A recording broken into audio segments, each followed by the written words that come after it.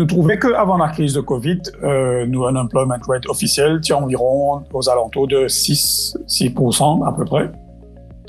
Mais quand même, nous tenons un signe qui peut démontrer, en fait, depuis plus que 10 ans, depuis 2010 à peu près, que nous avons un problème quand nous cassons ça, un unemployment rate là, nous avons un problème surtout vis-à-vis ce qu'on appelle youth unemployment, c'est-à-dire du monde qui est entre 16 à 24 ans.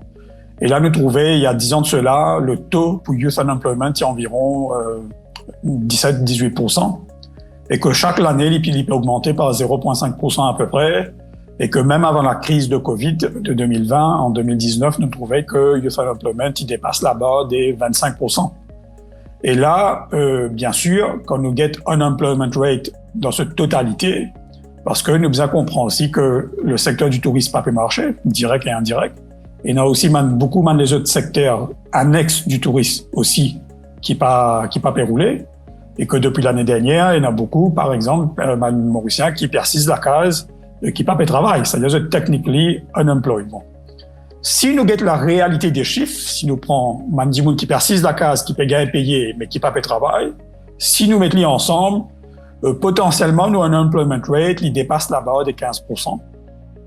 Mais quand nous guettons une statistique officielle, parce que dans statistiques officielles, je classe les séparément, c'est-à-dire, je ne pas considère Mandimoun qui peut gagner wage assistance scheme as unemployed, alors que le chiffre officiel lie environ 9,5 à 10% dans la totalité. Bon. Mais quand même, nous déjà trouvé dans ce chiffre officiel, quand nous get youth unemployment, quand nous casse-li, nous trouvons que youth unemployment nous dépasse les 32% à Maurice, qui est un chiffre très, très alarmant.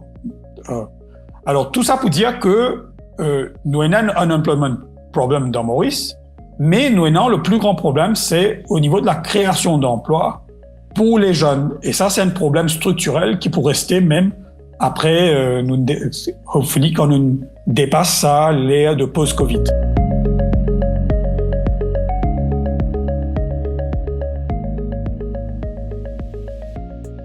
Absolument. Quand nous comparons avec les autres pays, nous trouvons que c'est un pays qui fait extrêmement bien, c'est-à-dire que pays a un problème de youth unemployment. Par exemple, nous prenons l'exemple de Japon, ou soit même l'Allemagne, ou même Singapour, par exemple, nous trouvons que un taux qui en bas 5%.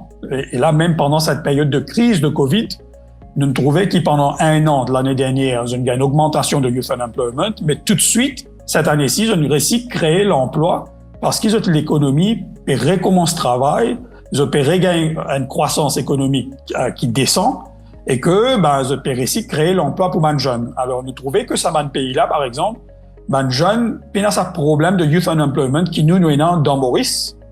Et aussi en comparaison, si nous prenons l'autre pays, l'autre extrême, si nous guettons en Afrique du Sud un peu, l'Afrique du Sud par exemple, et il y a ce problème-là, c'est-à-dire le youth unemployment, il dépasse la barre des 40%, et ça c'était même avant la crise de Covid. Alors, d'une extrémité, nous avons un pays comme Singapour, Japon, l'Allemagne, d'un autre côté, nous avons l'Afrique du Sud, et nous, quand nous guettons Maurice aujourd'hui, nous plutôt vers la tendance sud-africaine, c'est-à-dire que nous youth unemployment il est en augmentation chaque année. Et deuxièmement, comme on dit tout à l'heure, il dépasse la barre de 30%. Et troisièmement, nous prenons une visibilité de qui m'a un secteur qui peut créer l'emploi, pour capable absorber ça ban jeune là. Bon. Maintenant, quand nous faisons une comparaison avec un pays que youth unemployment, c'est pas un problème, c'est-à-dire un pays comme Singapour, l'Allemagne, le Japon, etc., c'est que nous trouvons qui d'abord, je tenais un système d'éducation depuis des années qui est performant.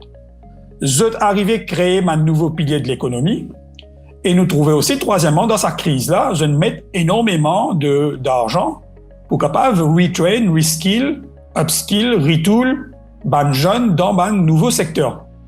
Et ça, moi, pensais que Maurice, nous à la traîne au niveau du système d'éducation depuis des années et même des décennies.